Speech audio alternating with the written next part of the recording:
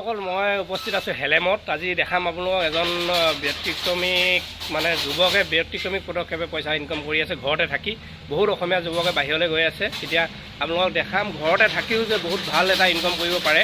এজন আছে যুৱক মোৰ লগত, তেখেতৰ লগত কথা পাতিম, তেখেতক দেখাম কেনেকৈ কি কৰি আছে। ঘৰতে থাকি ভাল এটা ইনকাম কৰি আছে বাহিৰলৈ নোযোৱাকৈ। আপোনালোকক দেখাম, চাব ভিডিঅ'টো শেষলৈকে চাই থাকিব। মই দেখাইছোঁ এজন মোৰ লগত ভাইটি আছে, তেখেতে ভাল এটা পদক্ষেপ লৈছে। এয়া মই নমস্কাৰ, মই প্ৰথমতে তোমাক মোৰ ইউটিউব চেনেললৈ স্বাগতম জনাইছোঁ। প্ৰথম তোমাৰ নামটো কোৱাচোন। মোৰ নামটো দীপ বৰুৱা। দীপ বৰুৱা ন? যে জেগাটোৰ নাম এইটো মিছামাৰী বুলি কয়। মিছামাৰী, হেলেম মিছামাৰী ন? তোমাৰ কিমান দিন হ'ল এইটো আৰম্ভ কৰা? এইটো এবছৰ ৰানিং হৈছে এতিয়া বৰ্তমান। এবছৰ ৰানিং হৈছে ন?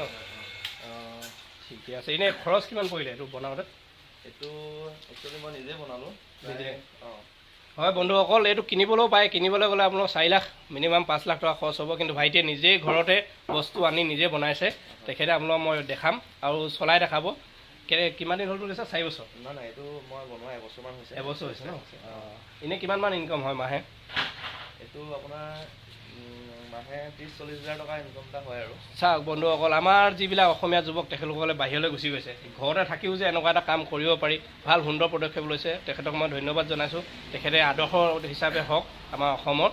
আমাৰ বৰুৱা হয়, অসমীয়া যুৱক এজনে ভাল এটা পদক্ষেপ লৈছে। আপোনালোকক দেখাম, তেখেতে চলাই দেখাব এবাৰ। এয়া বন্ধুসকল বহুত বনাই থৈছে, এই লাগি আছে অনুযায়ী, অৰ্ডাৰ অনুযায়ী বনায়। এয়া বনাই আছে এজনে।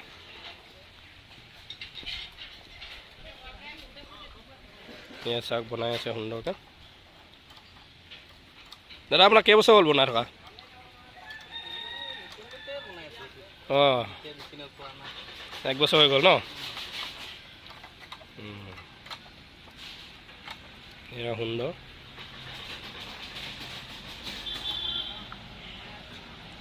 এয়া বন্ধুসকল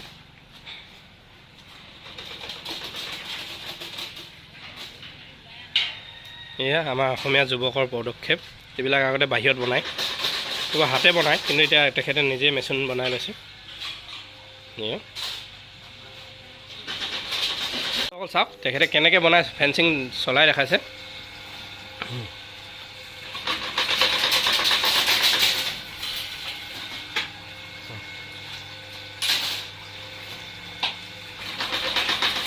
এয়া সুন্দৰ। আপোনালোকক যিমান লাগে অৰ্ডাৰ অনুযায়ী বনাই দিয়ে। আপোনালোক ওখ চাপৰ কেইফুট লাগে আপোনালোক অৰ্ডাৰ দিলেই পাই যাব।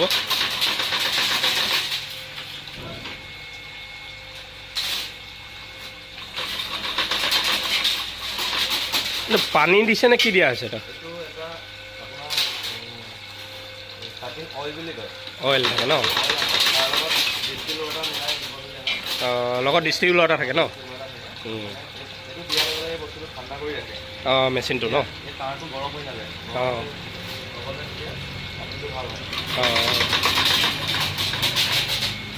এয়া ইয়াত প্ৰথম তাঁৰটো থয়, ইয়াৰ পৰা ওলাই আহে, এইফালেদি গৈ ইয়াত গৈছে। এয়া ধুনীয়া বনাই আছে। দিনটোত এনে কিমান বনাব পৰা হয়? 1-1.5 কুইণ্টেল বনাব পৰা যায়। 1-1.5 কুইণ্টেল পাই ন?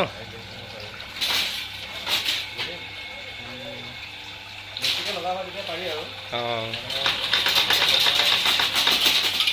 3জন মানুহে 2 কুইণ্টেল পাই ন? ঠিক আছে। এয়া বন্ধুসকল, এয়া তাঁৰ কিনি আনিছে। এয়া বহুত বনাই থৈছে। মই নাম্বাৰটো দি দিম, আপোনালোকে যোগাযোগ কৰিব পাৰিব। ঘৰত বহিয়ে আপোনালোকে বস্তু পাই যাব, অৰ্ডাৰটো দি দিব। হয় বাহিৰত আছে, হয় মই দেখাই আছোঁ। এয়া ৱেট ছিষ্টেমত হয়। এইটো এই দামটো কেনেকৈ কয়? কুইণ্টেল ছিষ্টেম ন? বান্দোল আৰু কুইণ্টেল কেনেকৈ দিয়া? আপোনাৰ টাটাটো এতিয়া বৰ্তমান কুইণ্টেল 15,000 টকা হৈছে। টাটাটো 15,000। অঁ নন টাটাটো 11,000। এয়া বন্ধুসকল আপোনালোকে পাব টাটা বুলি ক'লেতো আপোনালোকে জানেই কেনেকুৱা ষ্টিল, টাটা ষ্টিলৰ ৰজা। টাটাটো পাব আপোনালোকে 15,000 আৰু নন টাটাটো 11,000 পাব। আপোনালোকে অৰ্ডাৰ কৰি বনাই নিব পাৰিব কিমান লাগে। মই আপোনালোকৰ ডেছক্ৰিপশ্যনত নম্বৰটো দি দিম, তেখেতৰ যোগাযোগ কৰিব পাৰিব। এয়া বন্ধুসকল দেখিছে কেনেকৈ গুঠে, মেচিনত তাত বেকা কৰি আনে, আনি বস্তুটো ইয়াত ধুনীয়াকৈ গুঠে। এয়া সুন্দৰকৈ বনাইছে, চালে চাই থাকিব মন যাব আপোনালোকৰ।